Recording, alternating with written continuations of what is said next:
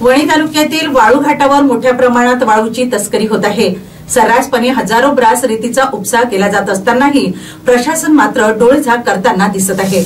शासन प्रशासनाकडून जिल्ह्यात वाळू घाटाचे लिलाव झाले नसल्याने जिल्ह्यातील वाळू घाटावर वाळू तस्करांनी अक्षरशः धुमाकूळ घातलाय।